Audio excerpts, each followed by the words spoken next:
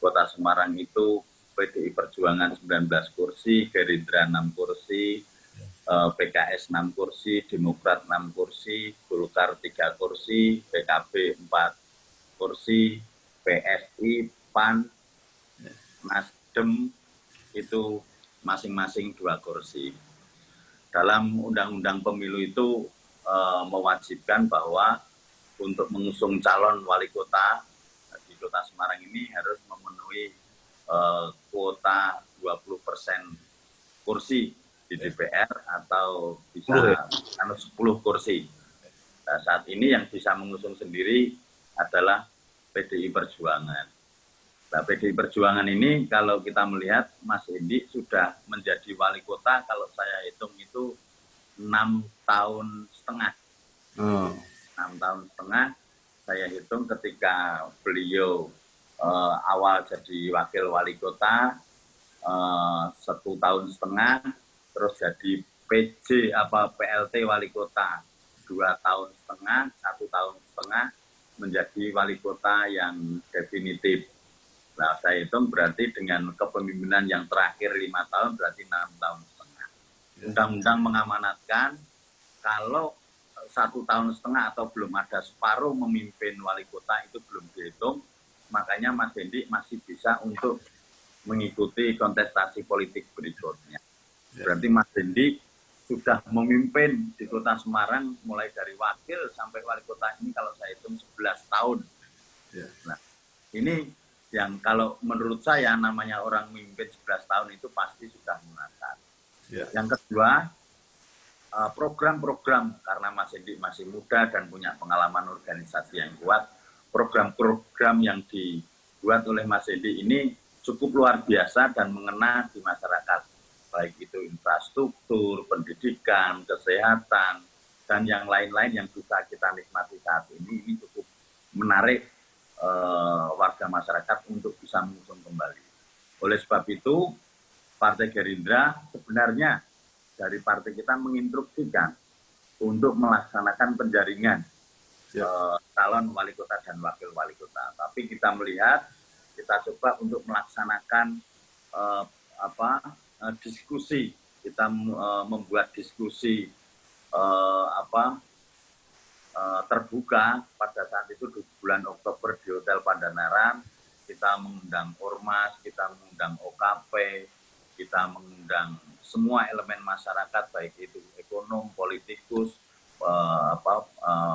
pendidikan, dan semuanya kita undang. Itu hampir-hampir semua naga-naganya sama, bahwa Mas Hendi ini sebagai wali kota bagus dalam memimpin dan bisa diperjuangkan kembali untuk memimpin Kota Semarang.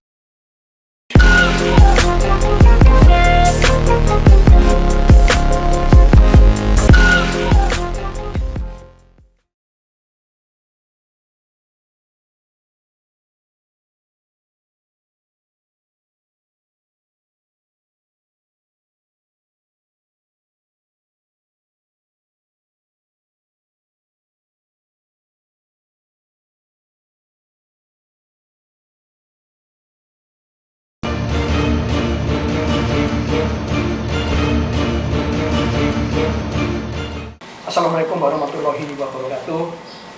Salam sejahtera untuk kita semua. Kita ketahui bahwa tanggal 9 Desember 2020 Republik Indonesia akan punya gawe pilkada serentak 270. Salah satunya Kota Semarang. Alhamdulillah pada kesempatan ini saya sudah bersama dengan Mas Hendi.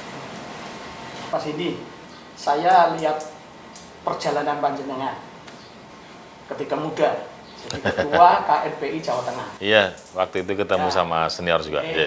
Terus ke politik. DPRD Provinsi Jawa Tengah, bahkan ketua Komisi E. Wakil ketua Komisi E DPRD Provinsi. 2009 ya maksudnya. Iya. Saya jadi humasnya lah katakan. Ya. Terus habis itu dapat penugasan. Jadi wakil wali kota. Tidak lama terus jadi wali kota lagi. Nah sekarang untuk periode berikutnya. Insya Allah.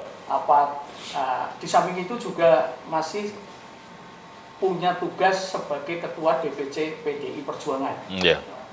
Masih kuliah di S3 Doktor Ilmu Sosial. Iya. Pertanyaannya sederhana, Mas Iya. Edi. Apa nggak capek?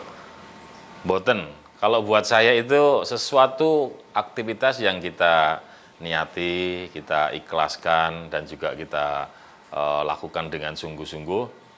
Ada pasti kekuatan-kekuatan yang mendorong kita untuk enggak lekas capek, apalagi kalau kita bisa melakukannya secara ikhlas.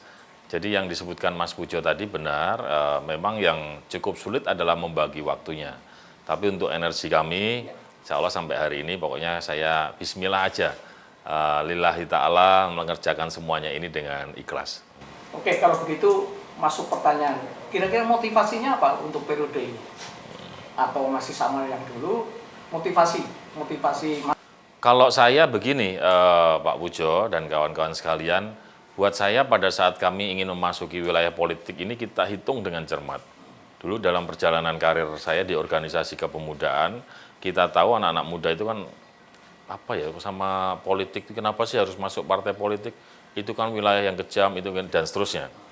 Tapi pada saat itu saya memutuskan masuk wilayah partai politik karena kami merasa bahwa yang satu, di wilayah politik ini kita bisa lebih bermanfaat buat masyarakat secara luas. Karena di dalam politik ini adalah wilayah kekuasaan. Yang kedua, kemudian pada saat saya memutuskan itu, saya bilang dalam diri saya, kalau kamu masuk politik kemudian mengikuti hal-hal yang dikhawatirkan, seperti jahat, saling membunuh, fitnah, dan lain-lain, maka tidak akan ada perubahan. Maka saya memutuskan, bismillah, saya masuk politik dengan warna khas anak muda, warna saya, di mana saya akan mengatakan bahwa yang A itu adalah A, yang B adalah B, tapi loyalitas, militansi kepada pimpinan itu akan menjadi sebuah patokan dalam diri saya dalam melangkah. Nah, dan alhamdulillah kami merasa bahwa apa yang disebutkan Pak Pujo, mulai dari anggota DPRD di Provinsi Jawa Tengah, wakil ketua Komisi E, wakil wali kota, ini bagian daripada penugasan partai. Jadi lebih pada sebuah tugas partai yang kemudian kami diminta untuk bisa lebih memberikan manfaat buat masyarakat, terutama progres pembangunan di Semarang ini harus terasa manfaatnya. Visinya apa? Ada perubahan atau sekaligus mungkin program yang paling mendesak untuk periode berikutnya, Mas Indi? Kalau visi, saya yakin pasti ada perubahan karena ini program yang berkelanjutan. Kalau yang dulu kota perdagangan dan jasa yang hebat, sekarang pasti kota perdagangan jasa yang semakin hebat. Saya tambahkan lagi yang berlandaskan Pancasila dan dalam bingkai Bhinneka Tunggal Ika. Ini penting karena hari-hari ini kita melihat ada beberapa kawan kita yang sedikit mempersoalkan mengenai Pancasila dan NKRI. Mereka barangkali lupa bahwa ini founding father kita ini pada saat memproklamirkan bangsa Indonesia, mereka sudah melihat hal itu. Mereka sudah lihat keberaneka-ragaman. Maka muncullah ideologi Pancasila, dasar Pancasila dengan semboyan Bhinneka Tunggal Ika. Ini kita pertajam lagi. Oke, menarik statement Mas Indi. Pertanyaannya begini, Pak. Biasanya pada umumnya itu wakil dan kepala daerah itu biasanya bulan madu hanya beberapa saat. Ini apresiasi sekali. Publik juga, saya sebagai warga Semarang itu senang sekali ketika duet dengan Mbak Ita itu dilanjutkan. Itu berarti kan kesimpulannya itu kan berjalan dengan baik, dievaluasi memungkinkan dan sebagainya. Kira-kira kiatnya, resepnya kok bisa bertahan atau malah meningkatkan kinerja ketika pasangannya tetap? Saya begini, belajar dari sebuah sejarah, umumnya hal-hal yang disampaikan Pak Pujo itu sering terjadi di wilayah Indonesia, tapi waktu itu saya sampaikan sama Mbak Ita, Mbak, memang tanggung jawab ada di posisi wali kota, tapi saya kepengen dengan bantu saya untuk ngenteng-ngentengnya membangun Semarang ini. Jadi kita berbagi tugas sesuai dengan bidang dan juga tanggung jawab. Tapi yang paling penting adalah sebuah komitmen antara saya sama Mbak Ita. Mbak Ita atau wakil wali kota zaman dulu, begitu dilantik saya bicara dari hati ke hati. Saya kepengen Mbak Ita ini membantu saya membangun Semarang. Siap nggak? Siap, Pak. oke kalau gitu 4 tahun kita harus bekerja sungguh-sungguh, nggak usah peduli sama intrik-intrik. Biasa di dalam wilayah politik pasti nanti akan mengatakan saya nggak suka sama Mbak Ita nggak suka sama saya, itu adalah hal yang biasa, tapi itu jangan didengerin. Nanti pada tahun kelima awal saya akan tanya sama Mbak Ita, udah jalan kita, nah, ternyata dengan konsep begitu Mbak Ita juga mampu memainkan perannya dengan baik. Nyaman ya. Nyaman, dia seorang wanita yang memang tangguh gitu ya kan. Kemudian kalau saya ajak sharing juga nyambung, kasih tugas juga tuntas. Nah pada awal tahun kelima baru saya tanya, Mbak ini kan tahun depan ini kan ada perhelatan politik nih, saya kepengen tahu Mbak Ita mau maju sendiri atau enggak. Saya tanya aja, loh memang kenapa Pak Ali? Enggak, saya harus tahu supaya saya bisa nyusun strategi. Kalau Anda mau maju sendiri berarti kita pecah kongsi, kita persiapkan diri kita masing-masing. Enggak Pak Wali, saya pokoknya ikut Pak Wali. Oke, kalau gitu bismillah ya Mbak, nanti kita berjuang bersama-sama. Nah, kurun waktu tahun kelima, setahun terakhir ini ya kita bicara di membangun Semarang ditambah persoalan-persoalan politik terkait dengan Pilwakot. Dan alhamdulillah partai kemudian masih memberi kepercayaan saya sama Mbak Ita, kita tahun ini juga diminta untuk maju lagi, bersama-sama lagi. Syukur luar biasa ya. Yeah. Jadi perjalanan 4 tahun atau 5 tahun. Enggak ada kita diskusi politik selama 4 tahun ini. Kita diberitahu bahwa itu loh lihat tuh Pak Ali, wakil wali kotamu begini-gini. Saya sih ketawa aja senyum-senyum. Bu Ita ternyata waktu saya cek juga, ya Pak saya juga ada yang ngomporin itu loh wali kotamu nanti nggak mau gandeng kamu, tapi saya udah diomongin sama Pak Ali jadi saya senyum-senyum aja. Jadi memang ini yang kami lakukan dan alhamdulillah masih bisa bertahan sampai sekarang. Salah satu indikator hampir tidak ada partai politik yang punya pengusung partai politik atau gabungan partai politik. Secara faktual, Mas Hendi dengan Mbak Ita sampai saat ini sudah final calon tunggal. Di Indonesia ada 25. Semakin tahun semakin meningkat. 25. 6 diantaranya di Jawa Tengah. 1 diantaranya Semarang. Kira-kira pandangan Mas Hendi gimana? Soalnya ada kata-kata kurang demokratis lah, tidak ada pendidikan politik lah, tinggal tidur aja. Apalagi perjalanan Mas Hendi itu kan sangat luar biasa, nusukan yang tidak formal, pakai motor di 16 kecamatan, 177 desa, kelurahan, itu luar biasa. Nah ini hampir-hampir secara mayoritas itu Mas Hendi tidak ada lawan. Nah konsekuensinya dengan kota kosong, kira-kira apa strateginya? Ya, ada anggapan yang keliru di banyak masyarakat bahwa kotak kosong itu berarti tidak ada rival. Menurut saya tidak begitu. Kami, Hendi dan Ita itu punya rival. Siapa rivalnya? Kotak kosong itu. Karena kotak kosong itu bisa dipilih dan kotak kosong itu bisa menang. Nah, maka kami begitu sudah memasuki masa kampanye, kita bagi tugas. Setiap aktivitas, setiap hari ini, memang ini beda seperti Pilwakot yang lalu, tapi kalau sehari itu rata-rata ada 8 sampai 12 itu masih ada acara yang harus kita ikutin. Bu Ita juga acaranya cukup banyak untuk meyakinkan pada masyarakat pentingnya datang ke TPS pada tanggal 9 Desember 2020. Ini tidak hanya bicara strategi kemenangan, tapi kami juga bicara pada sebuah tataran partisipasi pemilih di Semarang yang harus meningkat atau tetap tinggi, meskipun kita ada di wilayah pandemi COVID-19. Kami sih berharap, karena ini perhelatannya kan dilakukan di zaman COVID, tapi dengan anggaran yang cukup besar dari APBD, harapannya benar-benar terpilih pemimpin yang mampu membuat kota ini, yang dulu katanya ketinggalan, menjadi kota yang semakin hari semakin diperhitungkan oleh masyarakat di Indonesia maupun di luar negeri. Nyambung dengan pertanyaan berikutnya. Ya. Cara meningkatkan pendapatan asli daerah dikaitkan dengan kesejahteraan masyarakat, partisipasi mereka. Ya. Gimana untuk periode berikutnya? 2 hal ya, kalau saya sih, yang lain-lainnya masih tetap jalan. Kita ini kan dulu pernah jadi kota agriculture sebelum kemerdekaan, ada Oei Tiong Ham, orang terkaya di Asia itu dari Semarang. Kemerdekaan sampai tahun 2000, kota industri, ada peninggalannya 9 kawasan industri itu tetap aja. Kemudian 2010 sampai ke arah sini ini kita canangkan kota pariwisata, kena COVID agak turun. Maka tahun depan kita akan ungkit lagi sektor pariwisata dan juga sektor pendidikan. Kenapa sektor pendidikan penting? Kita ini punya 69 perguruan tinggi, baik negeri maupun swasta. Saya rasa jumlah ini jumlah yang signifikan dan mampu melewati Yogyakarta sebagai kota pendidikan. Dengan jumlah mahasiswa yang sangat banyak, mereka datang dari luar kota juga sangat banyak.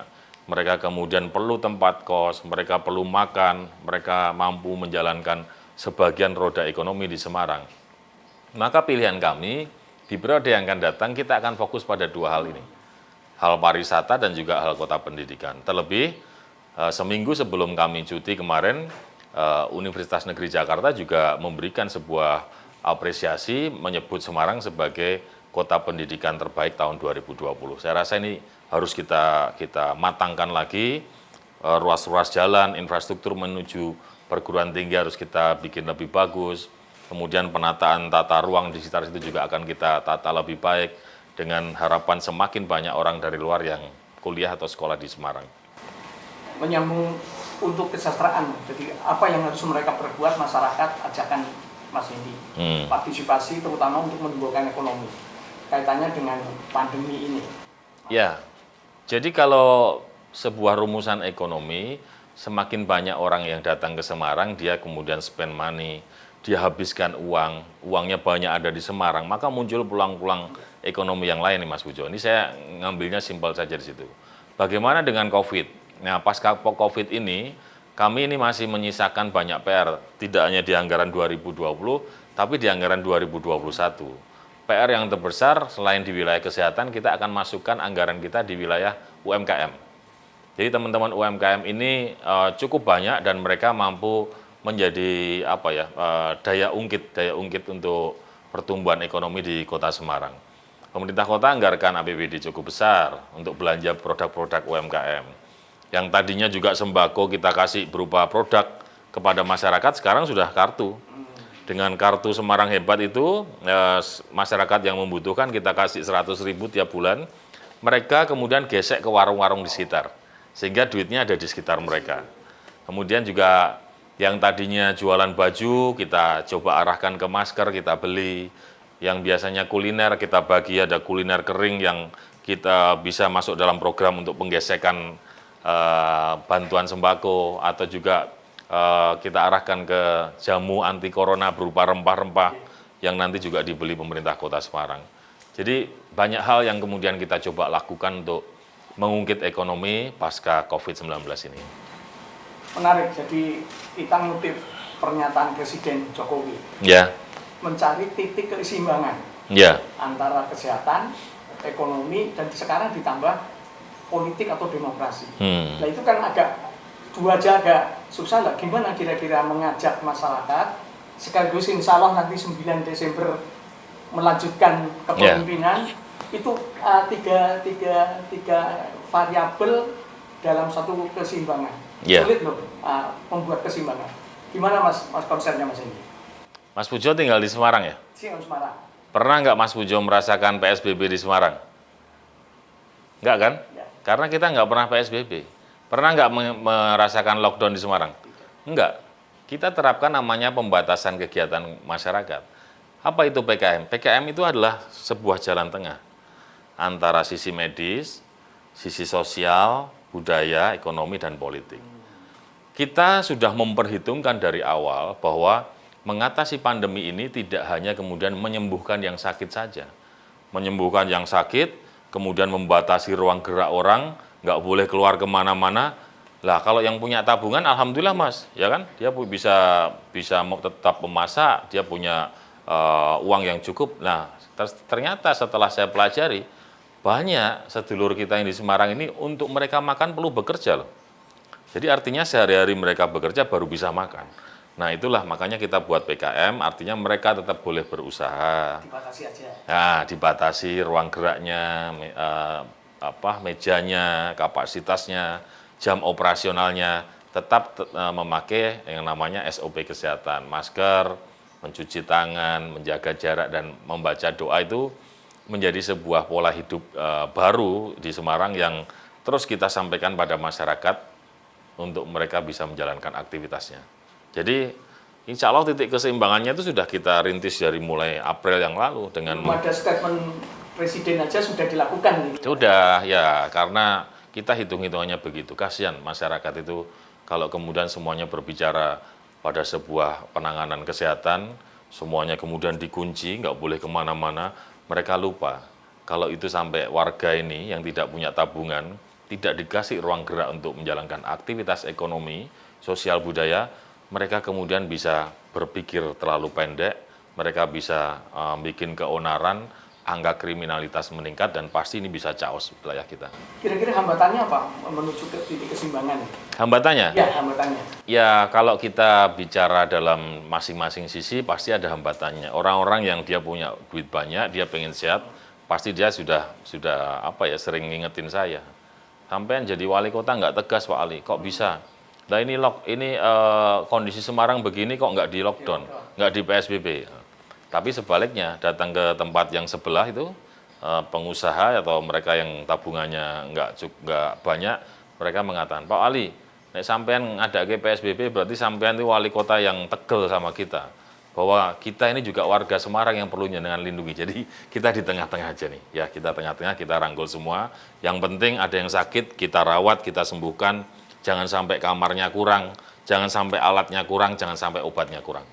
Pertanyaan terakhir, apa yang disampaikan di luar diskusi kita, mungkin ada kececer, ada apa?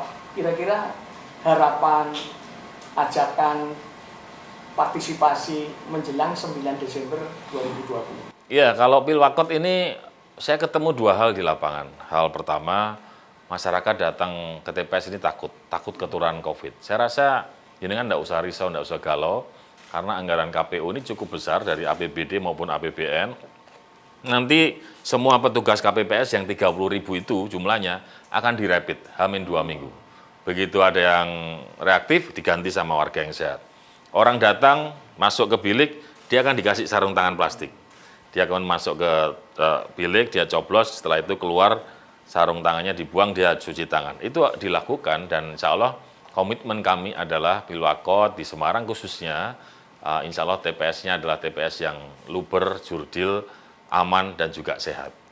Ketemu lagi sama beberapa masyarakat yang mengatakan, kebingungan, apa sih artinya kotak kosong? Nah ini kita harus membiasakan menyampaikan pada masyarakat sebenarnya bahwa ini adalah rivalitas yang biasa antara dan konstitusional antara Hendi Ita lawan selembar kertas yang tidak ada gambarnya. Tinggal masyarakat mau memilih yang mana, mau memilih yang ada gambarnya, insya Allah Semarang semakin hebat, memilih yang kotak kosong ya kita akan melihat apa yang akan terjadi kalau dia sampai menang. Itu saja, itu yang harus disampaikan pada masyarakat, karena kemarin ketemu Pak, berarti nanti kalau saya milih, saya coblos Pak Endi, saya tidak masukkan ke kotak kosong kan? Loh maksudnya gimana? Kan Bapak lawannya kotak kosong itu, bukan begitu. Nah ini harus kita sampaikan terus ke masyarakat, yang penting Anda datang tanggal 9 Desember tahun 2020, gunakan hak demokrasi Anda dengan baik dan benar.